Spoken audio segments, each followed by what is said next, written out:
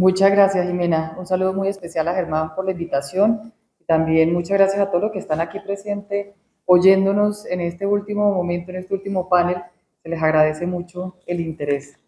Parte del ejercicio yo creo que va muy de la mano con lo que ha mencionado en todo el día y es, hay que ponerse en los zapatos de a quién le queremos llegar. Y cuando uno habla de mercado de capitales y habla del sector empresarial colombiano hay una desconexión completa. Primero porque por un lado el sector empresarial no tiene la más mínima idea de cómo funciona el mercado de capitales, no sabe, teniendo en cuenta que el 92.8% de las empresas son microempresarios, no son ni siquiera medianas, y eso tenemos que tener esa claridad. Colombia no es un país de empresas medianas, es un país de microempresarios. Sin embargo, si uno mira la cantidad de empresas medianas, que podrían ser 25.000, es aún más grande que las 62 que tenemos en el mercado de capitales, lo que efectivamente hace una oportunidad importante. Pero tenemos que conocer cuál es ese sector y qué es lo que necesita el sector empresarial para poder entender qué es las oportunidades que se tienen para ese proceso de financiamiento tan importante que podría dar el mercado de capitales. Sin duda, el financiamiento es una necesidad de país, no de ahora, sino de hace mucho tiempo. Y cuando estamos bajo una base de crédito de solamente el 26%, de acuerdo a un estudio que hizo la Superfinanciera con las bases de las cámaras de comercio, solo el 26% de las empresas del país tienen acceso al crédito. Eso quiere decir que no es un tema de acceso financiero, confundimos acceso financiero con acceso al crédito. El 76% de las empresas tienen acceso financiero, pero solo el 26% tienen acceso al crédito. Cuando el crédito está dado bajo una condición de riesgo, pues efectivamente el crédito no está dado para la gran mayoría de las empresas en el país. Entonces, lo primero que tenemos que hacer es entender el mercado y el sector empresarial y la composición de ese sector empresarial. Lo segundo es las necesidades del sector empresarial. Muchas de estas empresas son de subsistencia. Estamos hablando de 1.7 millones de empresas formales, pero se estima que hay 10 millones de micronegocios informales. Eso quiere decir que solamente el 17% del sector empresarial es formal y tendría un acceso a un financiamiento. Y adicionalmente, de ese 1.7 millones, el 99% son micro, pequeñas y medianas empresas. Entonces, parte del ejercicio es cómo volvemos esa realidad una realidad que sea de oportunidades para el sector financiero, y yo creo que sí hay muchas oportunidades dentro del sector. Además de entender, es educar, y parte de lo que ha faltado también por parte del sector financiero y de todas las oportunidades que se presentan es no solamente que sean competitivos ustedes dentro de las oportunidades de requerimientos y necesidades para el sector empresarial, sino también cómo les educan a el sector empresarial a entender esas oportunidades. Si ustedes salen hoy a preguntarle a las empresas si entienden cuáles son los beneficios que podrían tener a través del mercado de capitales para el financiamiento, creo que sin duda no me equivocaría en que la gran mayoría de a quienes les preguntan no saben. No saben cómo estructurar un proceso para poder tener un financiamiento a través de bonos o a través de acciones. No saben cómo funciona la emisión de acciones. No, de hecho, lo que sí saben es que es un proceso inseguro por la falta de conocimiento. Sí saben que es un proceso largo y tedioso, y sí saben que no tienen la liquidez o no saben que pueden tener la liquidez para poder hacer el proceso. Entonces creo que esas dos variables son realmente importantes. Uno, entender las necesidades de nuestro sector empresarial, haciendo el ejercicio de oportunidades para ese sector. Sé que el mercado de capitales ha sacado algunos proyectos para poder lograr llegar a las pymes, sin embargo los resultados no han sido muy positivos, y en gran parte es porque ha sido, como decimos nosotros, coloquialmente, un yo con yo, en vez de involucrar a quienes le estamos haciendo partícipes para poderles decir cuáles son sus necesidades, entenderlas, educarlas y ofrecerlas. Yo creo que, qué pena que interrumpa, subdirector, la base para partir del proceso, sobre todo de poder tener un crédito y un financiamiento, definitivamente sí parte de la formalidad, de la formalización.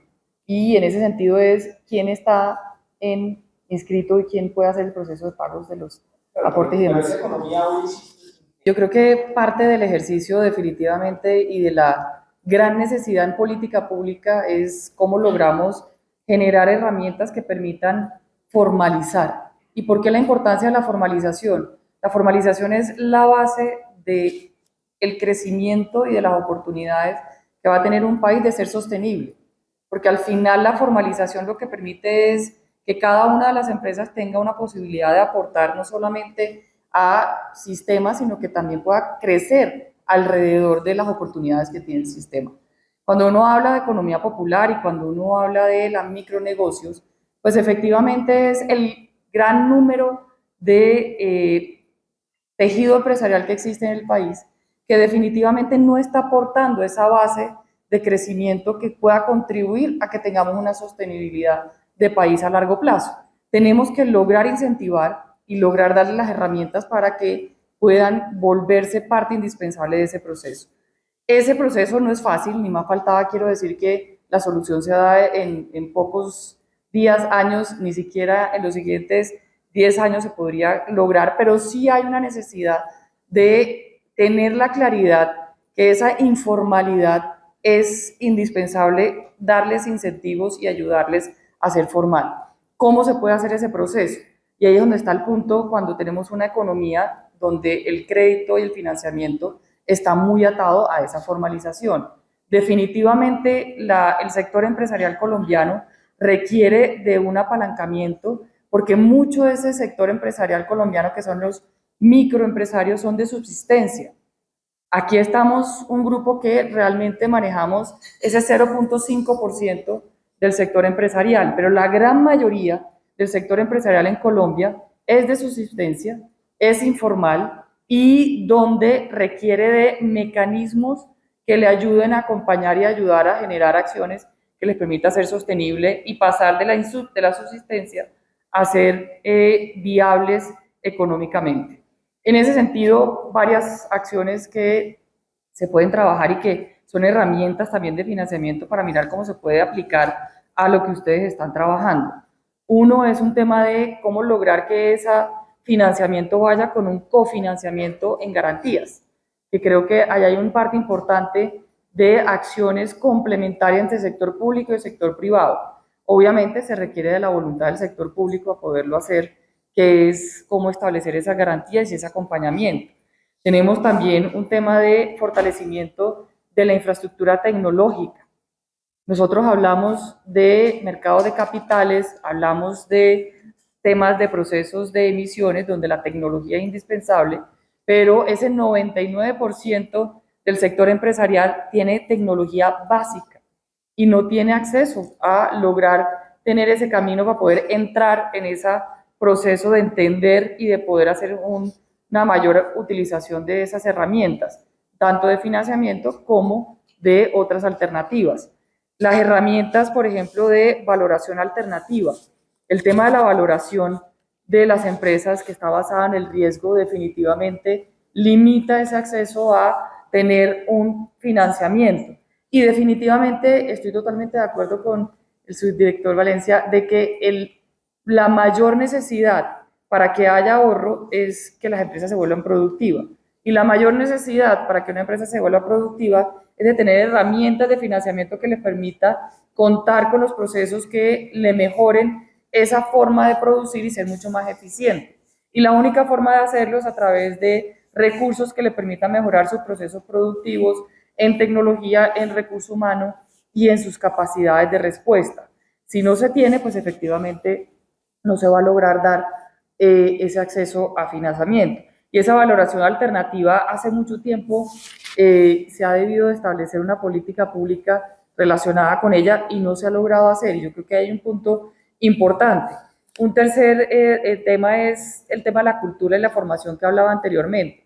Nosotros tenemos una formación financiera muy básica dentro del sector empresarial. Obviamente, como es un grupo de subsistencia, la gran mayoría 92.8 son microempresarios, pues las capacidades financieras que puedan tener son limitadas y no están actualizadas. Entonces, ahí hay una necesidad para que podamos ayudar a ese grupo a que pueda entender cuáles son las variables para estructurar sus necesidades de capital a través de instrumentos financieros alternativos, como son los bonos, como son las emisiones y como también el crowdfunding que se hablaba anteriormente. Eso sería una acción realmente importante para lograr pasar de esa informalidad a la formalización. Nosotros desde Aliadas hicimos un estudio hace 1 año y medio sobre la informalidad y encontramos que la informalidad no es un solo tipo. Estamos acostumbrados a hablar de la informalidad como si fuera un todo. Y de hecho encontramos que hay 3 tipos de informalidad. La informalidad es de casi que subsistencia, la informalidad donde ya pasa la subsistencia a sobrevivir y la informalidad de medianas y grandes empresas que son informales, porque tenemos empresas grandes informales. Cada una de ellas requiere de apoyos y de necesidades diferentes. Y vuelvo a mi punto número 1, cómo entendemos las necesidades de cada uno para poder hacer políticas públicas y también acciones y estrategias de empresa privada para ofrecerle servicios y oportunidades al sector productivo de acuerdo a esas necesidades. No son limitadas y hay muchas, pues obviamente, donde se puede trabajar y se puede hacer acciones comunes. Quería complementar la pregunta anterior del tema de la reforma laboral, que va muy de la mano con el tema del ahorro, definitivamente, y es cuando una empresa es microempresario y donde tiene unos procesos de mayores costos y dentro de esos mayores costos, uno que me preocupa en gran medida, que es el proceso de poder lograr una transformación tecnológica, porque le están aumentando los costos dentro de la reforma laboral. Si una persona decide hacer un proceso de transformación tecnológica y tiene que reemplazar en una empresa que son 5 personas, porque efectivamente no tiene la capacidad de tener la sexta, la séptima, la octava para poder hacer ese proceso de tecnología o transferencia tecnológica. Para lograrlo hacer tiene que hacer un preaviso y al mismo tiempo la posibilidad de mantener o de dar otra opción de trabajo a esa persona si no se va a requerir por el cambio con la tecnología, pues efectivamente estamos limitando de forma importante ese proceso productivo subdirector que tanto necesita las micro y pequeñas empresas en el país. Ese tema creo que genera no solamente mayores costos, sino que limita ese proceso de generación de ahorro, porque para poder generar ahorro necesito excedentes, para poder generar excedentes necesito ser productivo, y para poder ser productivo necesito las herramientas para lograrlo hacer, que me permita tener acciones para volverme y obtener esas herramientas que den esa competitividad. Y efectivamente se vuelve un círculo virtuoso y hoy en día lo tenemos un círculo vicioso, que la reforma laboral está volviendo aún más difícil en otros temas, en el cambio de transferencia tecnológica, pero también, por ejemplo, en los temas de aprendices, también se está volviendo un tema muy complejo para poder lograr que los jóvenes puedan tener ese primer empleo y podría ser una lista de niño Dios sobre la reforma laboral y en el aumento de costo que definitivamente es indispensable para generar ahorro y que ese ahorro se vuelva un proceso de crecimiento del país.